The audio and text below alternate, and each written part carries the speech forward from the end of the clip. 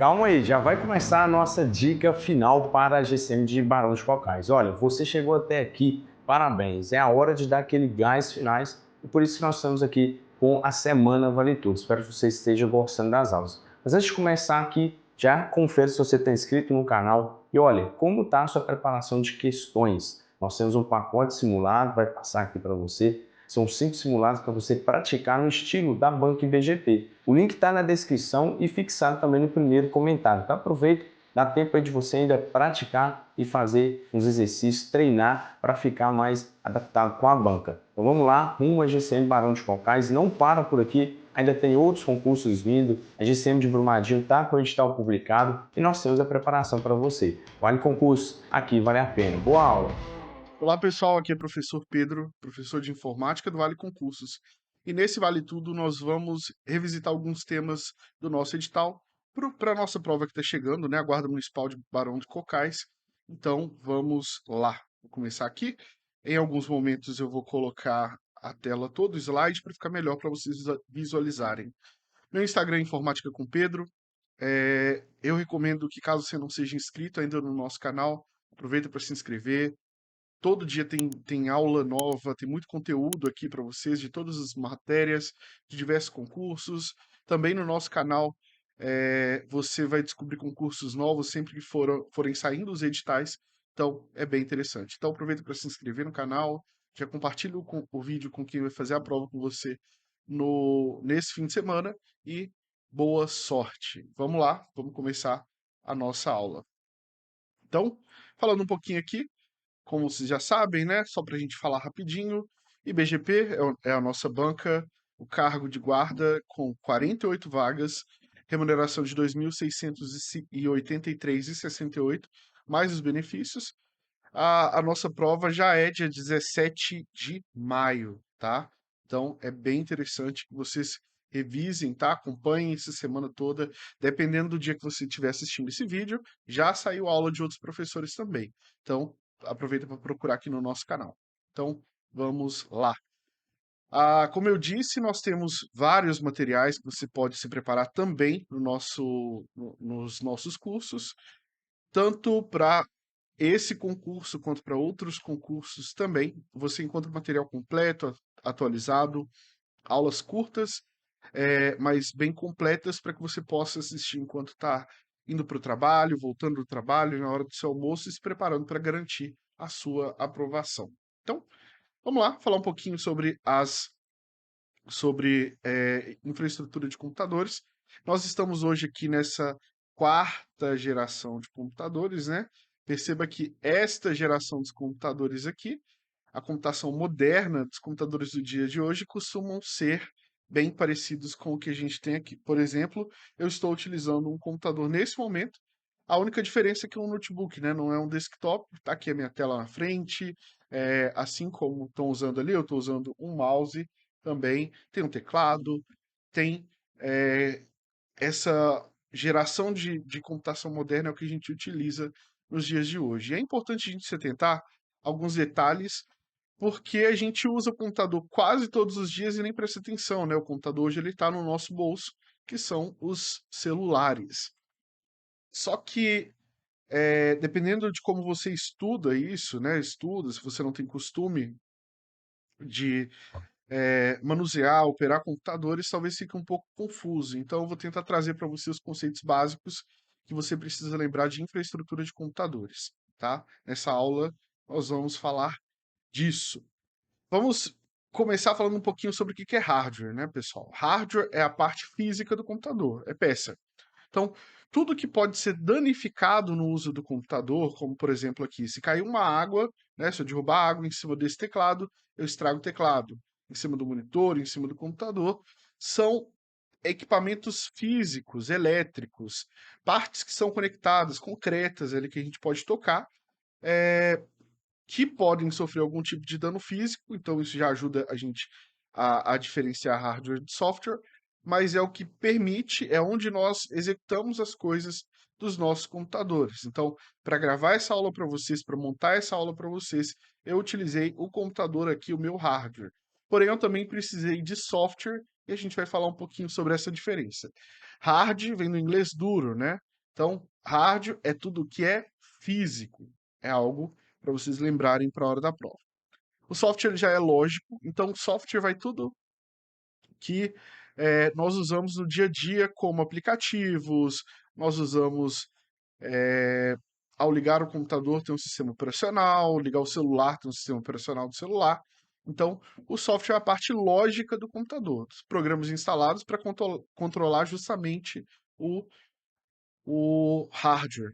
Então, por exemplo, no computador, eu utilizo o mouse, o teclado, mas eu estou vendo aqui na minha frente a tela. Então, tem um software, no meu caso aqui o PowerPoint, que controla o hardware, que é a tela do meu computador, para exibir esse conteúdo para mim. Assim como você que está me assistindo no YouTube, no seu celular, ou no seu computador, ou na sua TV, tem um software rodando que está controlando o hardware para exibir. Você está ouvindo a minha voz agora? Está chegando para você pelo YouTube?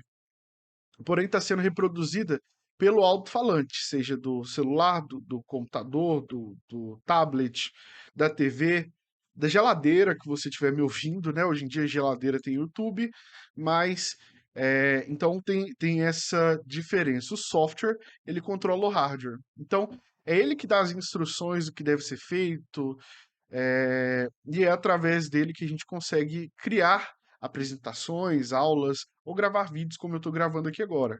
Então, eu estou usando dois softwares que me ajudam aqui nesse momento. Mas tem o software da mesa digital, tem o software do microfone, tem o software da câmera do outro microfone, tem tudo isso rodando ao mesmo tempo, beleza? Então, só para ficar claro, hardware é físico, que pode sofrer um dano físico e aí você perde o que você tem ali. Se eu jogar água no computador aqui agora, eu estrago o meu computador. Software, independente de cair água ou qualquer outro dano físico, jogou na parede, você não consegue fazer isso com software, porque o software você não consegue pegar, ele não é físico, né? Então, por isso tem essa diferença aí. Ele é lógico, ele é armazenado ou no HD, no SSD, pode ser na nuvem também. A gente tem os softwares que são armazenados em nuvem e nós temos vários tipos de software. A gente vai falar um pouquinho sobre os tipos deles também. Mas a gente vai começar com hardware, que é o primeiro ponto para essa aula de hoje. Então, tem uma dica, né? O Bizu, que é o software, a gente sempre fala isso nas aulas de informática, é piada de professor de informática, que é software é a parte que você xinga e hardware é a parte que você chuta. Se você consegue causar qualquer dano físico, você só causa dano físico no hardware. Se você estressou com alguma coisa, pegou, jogou seu telefone na parede, você estragou o hardware do seu telefone. Se você quebrou a tela do seu computador, você estragou o hardware do computador. Agora, o software só te estressa. É aquele aplicativo que não abre, que você tentou abrir o aplicativo do banco, que você está ligando ali, o celular está em loop. Podem ser falhas de software e aí acaba te estressando, mas você pode até destruir o hardware. Mas o software, você não fez nada contra ele. Você não consegue, justamente por ser algo que você não consegue tocar fisicamente. Então, falar um pouquinho sobre aqui a arquitetura dos computadores. A arquitetura de computadores baseada aqui em von Neumann. Eu vou virar somente para o slide para a gente conversar, acho que vai ficar um pouquinho melhor para vocês visualizarem. Então, a arquitetura dos computadores, né, baseada em von Neumann, ela fala que o computador ele tem três partes básicas: processador, memória, dispositivo de entrada e saída. Então, tendo esses três itens aqui, mais os barramentos, a gente consegue ter a estrutura de um computador. Então, por exemplo, aqui tem uma representação simples, que você encontra tudo isso lá no nosso curso, que está disponível, o link está aqui na bio também para você se preparar não só para esse, quanto para outros concursos. Então, nós temos a entrada de informação dentro do computador, nós temos a CPU, no caso aqui é o processador, que vai fazer testes lógicos, tem a unidade de controle, ele conversa com a memória do computador aqui e traz a saída de informações para a gente.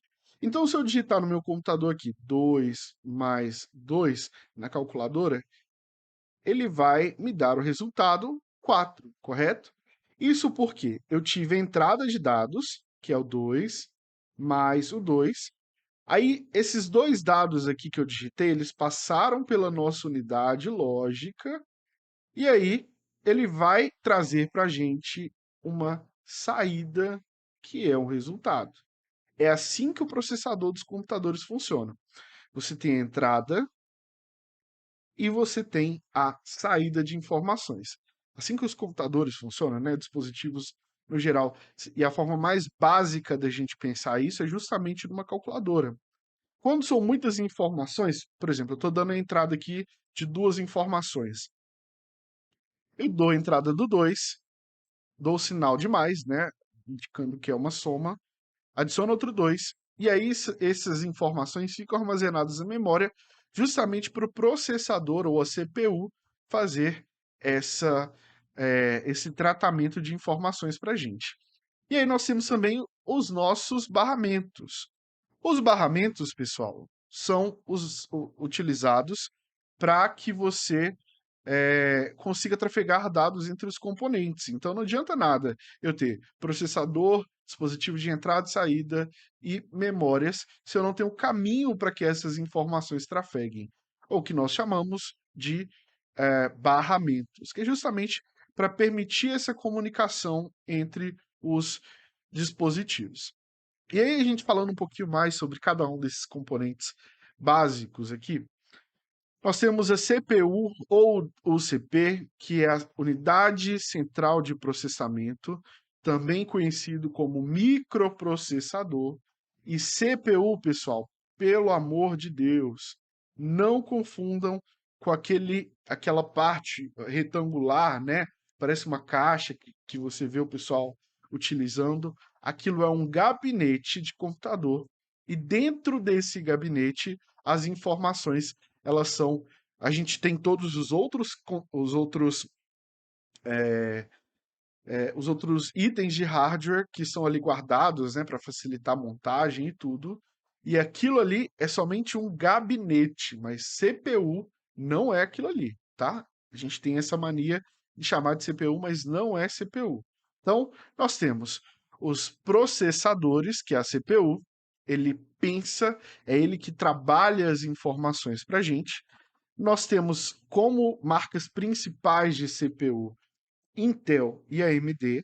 Então fica mais fácil quando você vê na descrição de um computador, por exemplo, um Intel Core i3 de quinta geração, de 13ª geração.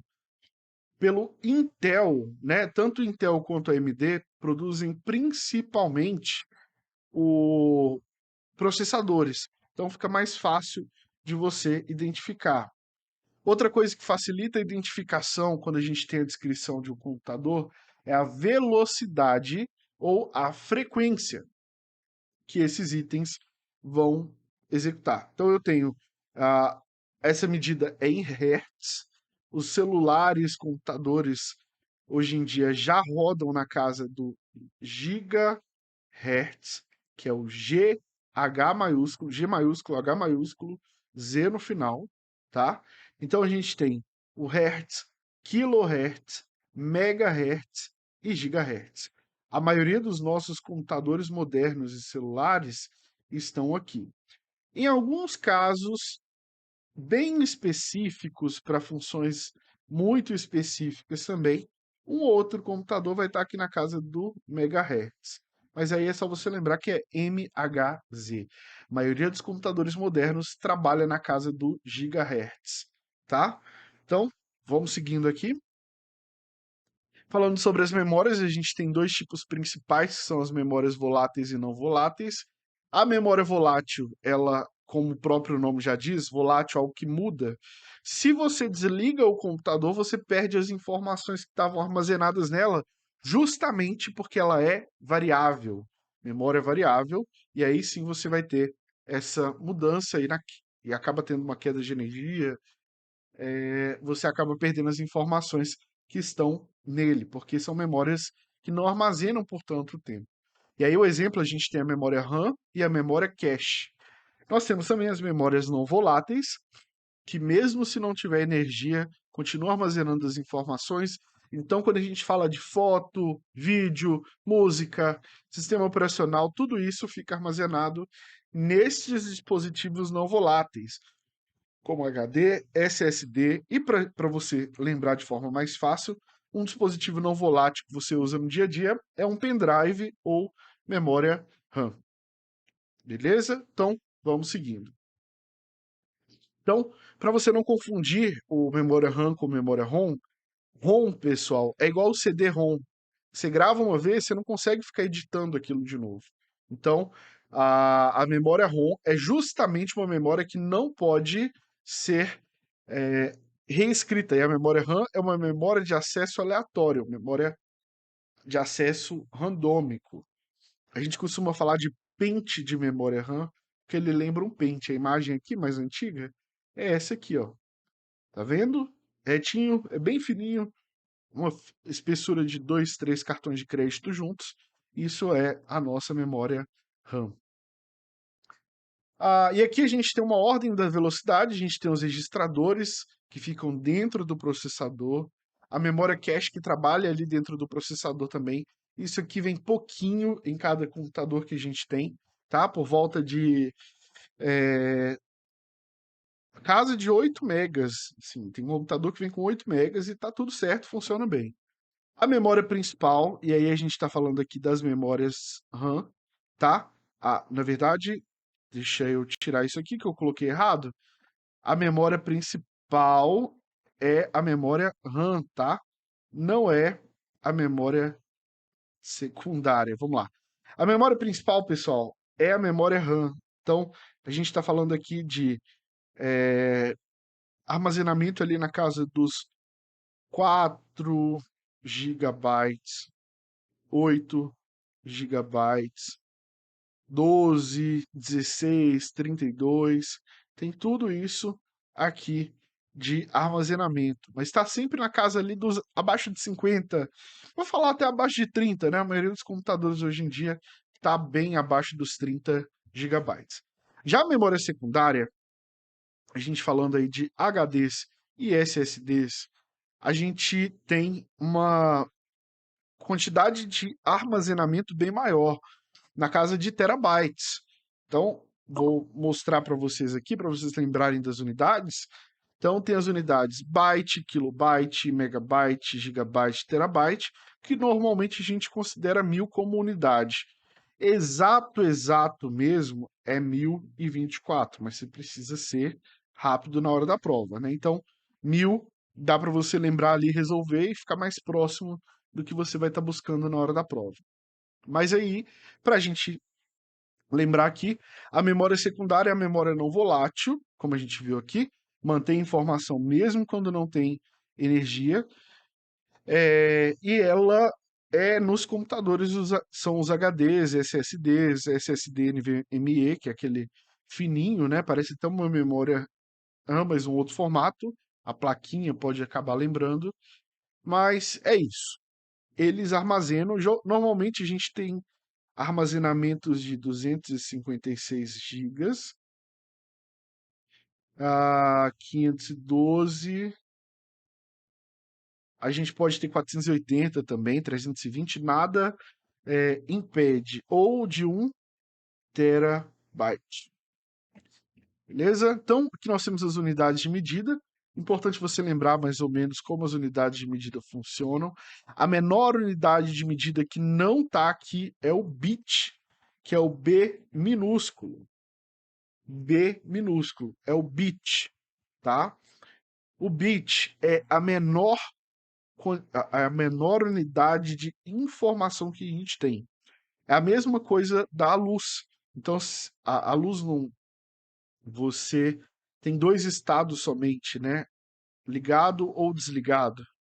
O bit ele é o 0 ou 1, ou é ligado ou ele é desligado. Só que para armazenamento de arquivos, a gente não considera isso aqui não, tá?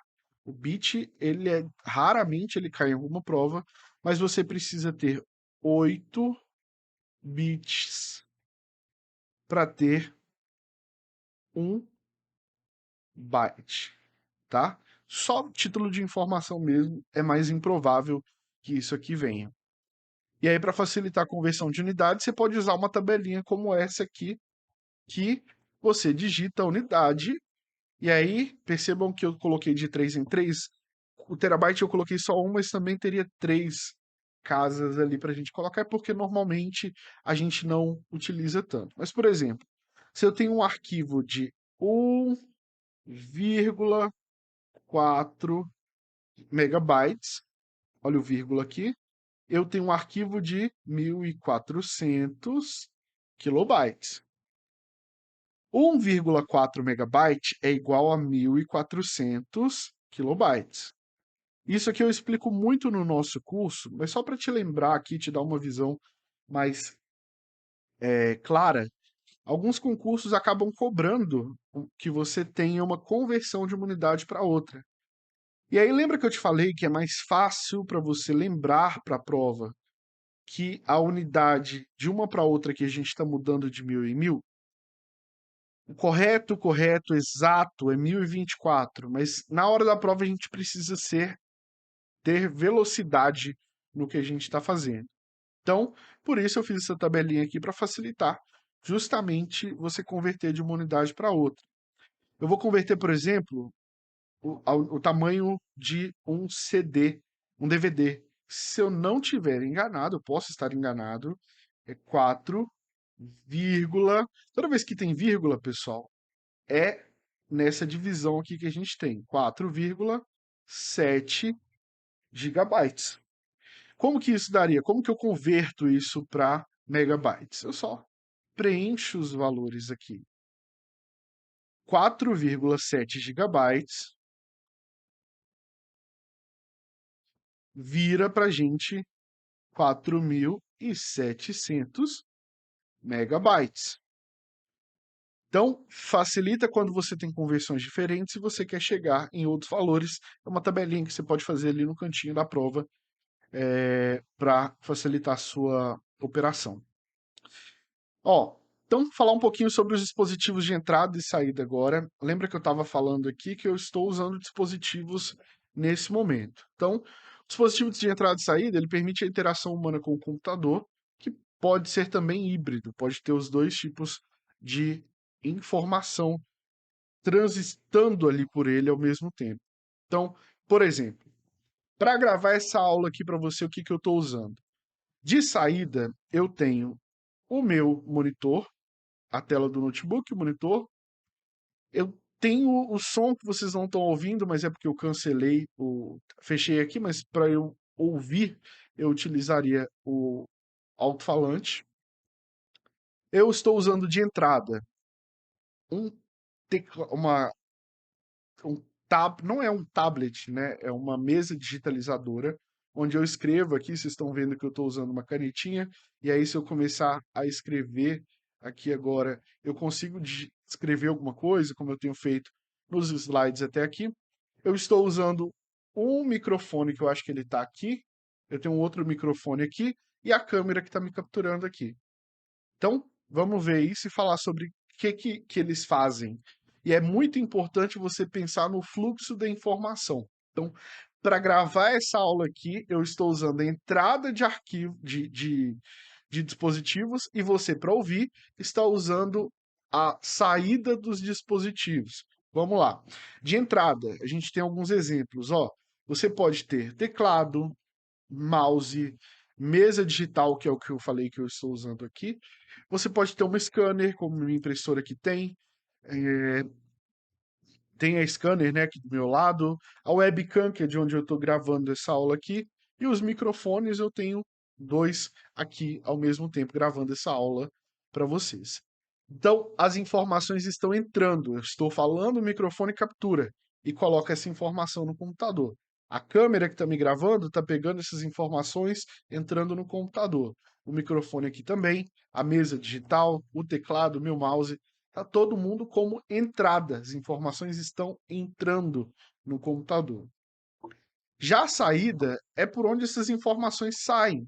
Se você está me vendo no celular agora, a aula está saindo. Você está tendo a saída de informações pela tela, a saída de informações pelo alto-falante, ou se você está na TV, né, a TV já tem esses dois itens juntos, o próprio computador também, você pode ter a saída dessas informações processadas, né? Então, Monitor, caixa de som e impressora são exemplos de dispositivos de saída.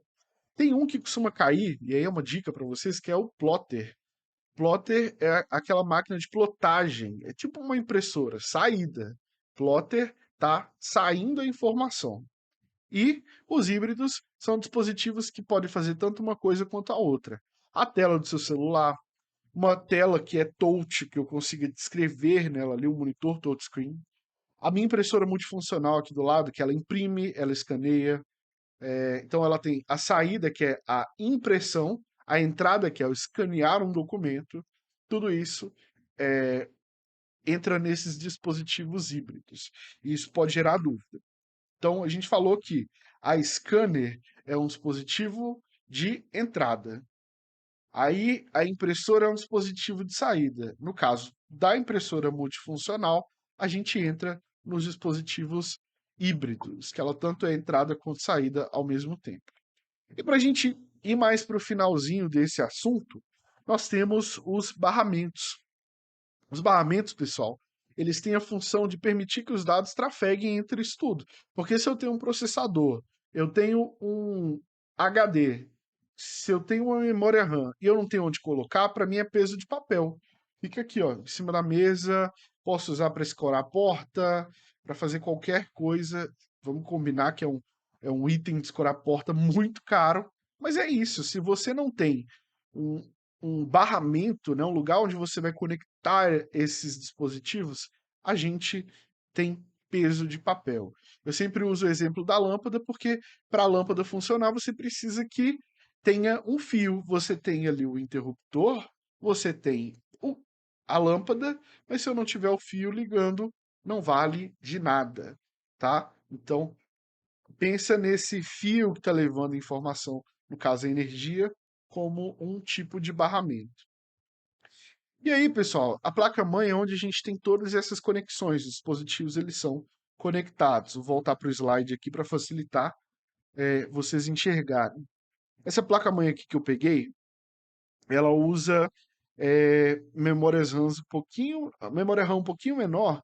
Então, a memória RAM ela entra aqui, como vocês podem ver. Estou tentando circular, não sei se vai ficar bom para vocês verem aí.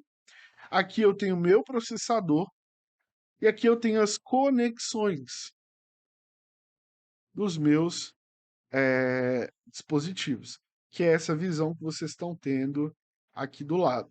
É onde eu vou conectar energia, meu monitor, meu teclado, pendrive, qualquer outra coisa que eu esteja usando. Aqui nessa placa também, pessoal, aí é só uma curiosidade mesmo, para eu ligar a minha memória externa, aí eu estou falando de um HD, de um SSD. A gente está falando aí de memória secundária. A gente utiliza essa porta aqui que nós chamamos de porta SATA, tá? Dispositivos SATA utilizam esses aqui. Ou, como eu disse, existem os mais fininhos, né? Os NVMe, que são conectados aqui. Isso aqui você não precisa lembrar. Lembra só que a placa-mãe é onde você conecta tudo, e aí você tem as suas portas de conexão. Eu peguei alguns aqui para a gente lembrar dos conectores, que nós temos USB, nós temos o macho e a fêmea. O pendrive normalmente é o conector macho, isso aqui também você vê em cabo para carregamento de celular. Eu tenho vários aqui conectados, né? Câmera, é, microfone, está tudo conectado por USB. Hoje em dia, os celulares e outros dispositivos, como esse segundo, os dois microfones aqui na realidade estão usando conectores USB-C que permitem essa conexão mais fininha e reversível. Antigamente a gente tinha esse probleminha, né? Você colocava o pendrive uma vez, outra vez, até você conseguir acertar como colocava, porque tem esse ponto aqui que precisava entrar nessa entrada aqui para você conseguir entrar, conectar o pendrive corretamente. Hoje, o USB-C é um padrão que ele é reversível. Se você conectar o cabo de um lado ou do outro, ele vai funcionar. Por quê? Porque o padrão foi criado dessa forma. Ao invés de estar em cima ou embaixo, esse ponto de conectores aqui está no meio. Então nós temos um que vocês devem conhecer muito, independente de trabalhar com informática, que é o HDMI, visto que você tem ele na sua TV, no seu computador. Antigamente até alguns celulares tinham, então é muito utilizado. O macho vem nos cabos, a fêmea normalmente é nos dispositivos que você vai utilizar. Eu estou colocando aqui para vocês, pessoal, porque a prova, como ela fala de hardware e software, essa parte de hardware ela pode te mostrar um conector e te pedir para identificar. Então, importante estar mostrando esses conectores aqui para vocês. Então, se você está só ouvindo essa aula, volta depois nesse ponto aqui e dá uma olhada nesses conectores se você não trabalha com informática. Com informática ou com computador, não tem um computador, no dia a dia você não precisa usar o computador. Tem o VGA, que ele tem todos esses pininhos aqui que a gente utiliza, também tem a conexão macho e fêmea. O Ethernet, esse aqui todo mundo hoje em dia quase tem em casa, que é o conector de rede. Então ele está ali atrás do seu roteador de internet. Tem o conector macho, que ele tem essa partezinha aqui em cima plástica que vai entrar e segurar, né, travar o conector lá dentro. E tem o fêmea também. Os conectores nós temos o P2, macho e fêmea também. P2 é muito utilizado para áudio, tá? Para a gente passar para o próximo passo aqui também, eu vou te lembrar, se você ainda não conhece os nossos cursos, simulados, apostilas, corre lá, o link está na descrição para você se preparar, tanto para esse concurso quanto para outros. E aqui também no nosso canal do YouTube tem bastante coisa para você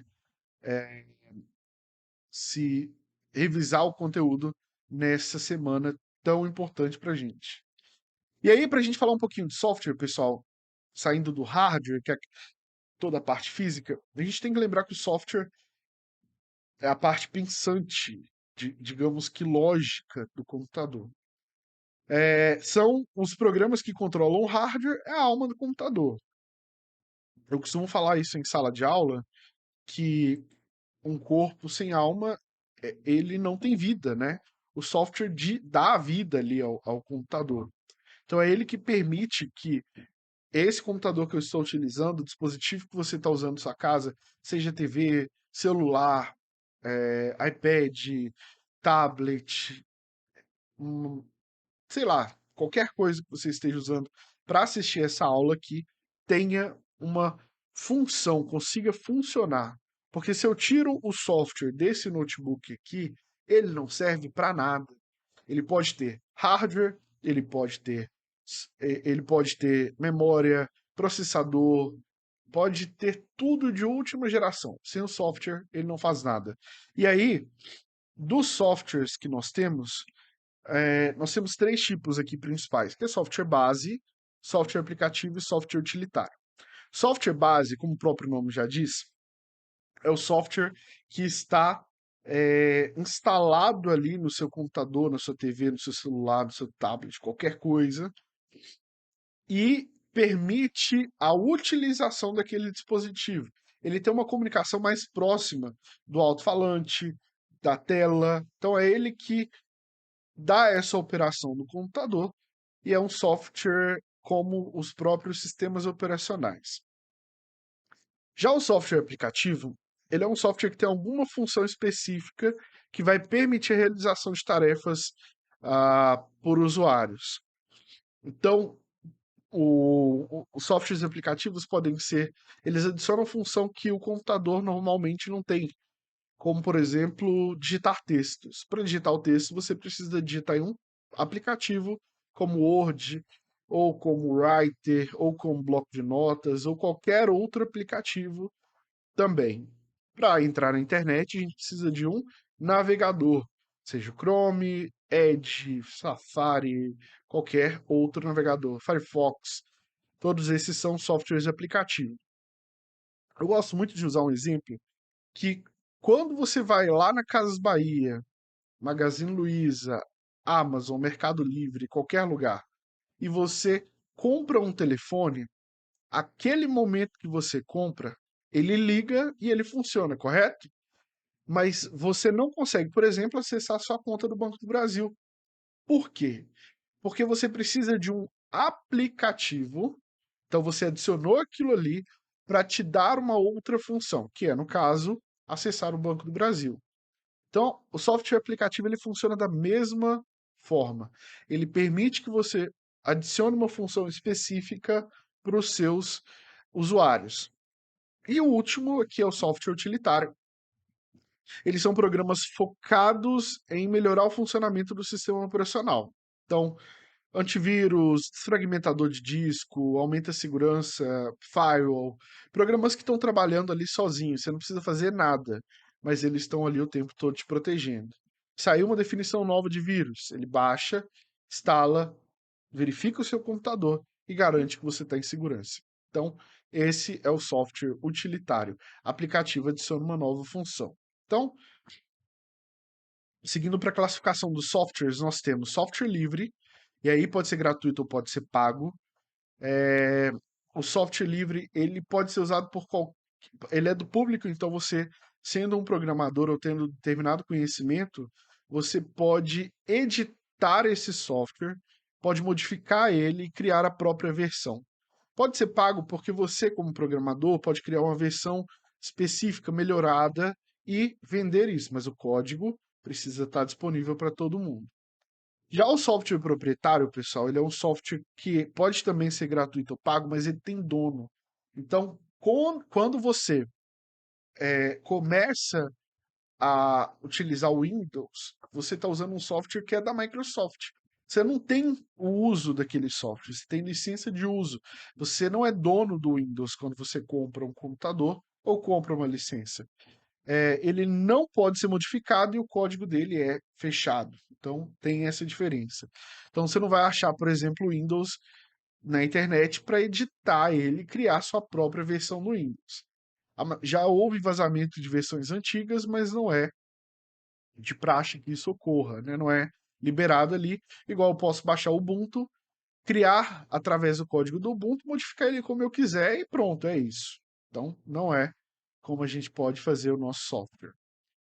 Então, falando primeiro do sistema operacional, coordena todas as operações básicas do computador, ligar, desligar, aumentar volume, diminuir volume, melhorar brilho, fazer correções, conectar a internet, tudo isso, o sistema operacional que faz.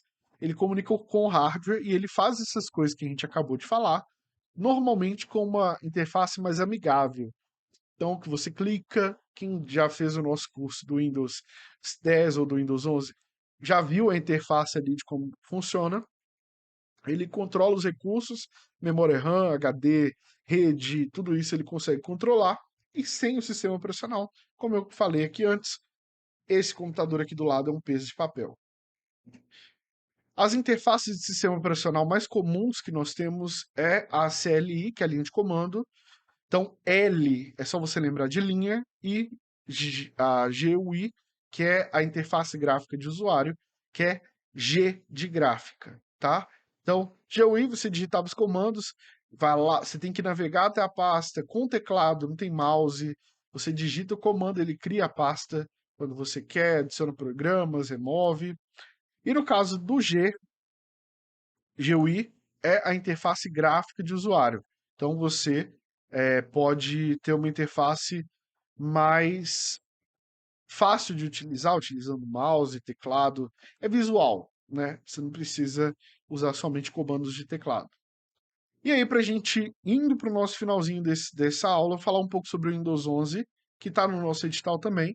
Lembrar que o Windows 11 ele é um sistema operacional, assim como outras versões do Windows, multitarefa.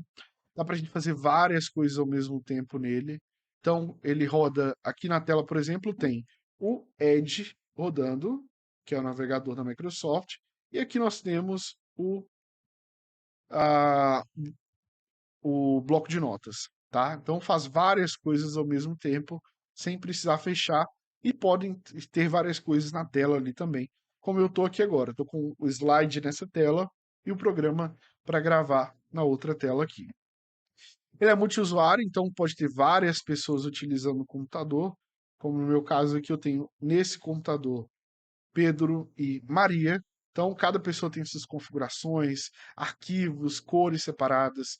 contas separadas, tudo bem organizado. Então, dentro de uma casa, cada pessoa pode ter uma conta para usar o computador sem que a outra pessoa consiga ver, a menos que seja um administrador. Não diferencia letras maiúsculas e minúsculas, isso porque o Linux diferencia, o Windows não faz diferença. Então, falando aqui para você, vale, vale, vale, ponto doc, você não sabe qual que está maiúsculo, qual que está minúsculo. Então, o Windows trouxe isso da nossa comunicação do dia a dia, né, que a gente não grita, por exemplo, quando a letra está maiúscula, ele também sabe reconhecer. Para ele é a mesma coisa, V maiúsculo e V minúsculo, embora para a informática não seja, o Windows facilita o uso a utilização do usuário, do operador do computador, assim. É um software proprietário, como eu disse, é a Microsoft que ela licencia o uso desse software, e aí você precisa adquirir o software para utilizar. Quando você compra o computador, normalmente já vem instalado, né? E aí você fala, eu não paguei pelo meu Windows. Pagou. Cerca de 200 a 300 reais, até 500 reais podem ser dessa licença. Em versões é, profissionais, esse valor pode passar de R$ 1.000 de diferença no preço. Ele é um sistema operacional multiplataforma, então funciona com é, tablets, notebooks, desktops, mini computadores, dispositivos ARM, tá? Diferente do Windows 10, o Windows 11 não tem mais ele não trabalha mais com celulares, tá? Não existem mais versões para celulares do Windows. No Windows 10 a Microsoft já parou e hoje, infelizmente, nós não temos versões do Windows para celular. Ah, já vi um vídeo de alguém que instalou. Instalou porque o Windows, ele hoje tem capacidade ARM, e aí você vai ver que é uma pessoa muito bem instruída em informática que fez isso. O design dele também mudou, a gente tem hoje uma aparência chamada Mica Design, e a gente voltando aqui um pouquinho para hardware, que ele precisa desse carinha aqui, que deve ser do tamanho de uma moeda, pequenininho, tá? E esse dispositivo TPM 2.0 é um chip de segurança que a Microsoft tornou obrigatório. É ele que faz a proteção de criptografia. Então, BitLocker, Windows Hello, contra-ataque de firmware. Todos os computadores modernos praticamente têm esse dispositivo. Ele pode vir desativado na BIOS e precisa ser atualizado se ele estiver desativado. Então, você tem um computador um pouquinho mais antigo, pode ser que ele tenha, mas essa função esteja desativada. O TPM, pessoal, é um chip, como eu disse, pequenininho. Ele custava, sei lá, 4, 5 reais antigamente. Depois que a Microsoft colocou ele como uma obrigação do Windows 11, esse chip ficou muito caro, assim, o preço dele aumentou muito. Depois, obviamente, esse preço voltou a cair, mas as pessoas queriam instalar o Windows 11 e precisavam comprar o chip, principalmente quem monta o próprio computador. E aí, infelizmente, na época estava bem caro para o uso. Outra coisa que o Windows 11 trouxe, pessoal, é que não existe mais versão 32 bits. Por que 32 bits? Quando você tinha um computador de até 4 gigas, ele funcionava melhor com um sistema operacional 32 bits. Por quê? Porque para ele conseguia manipular melhor essa memória, trabalhar melhor. Só que aí a Microsoft matou isso e agora o Windows 11 somente com dispositivos 64 bits ou ARM64. Então, ou é o x64, tá? Vocês vão ver x64 ou esse ARM64 aqui.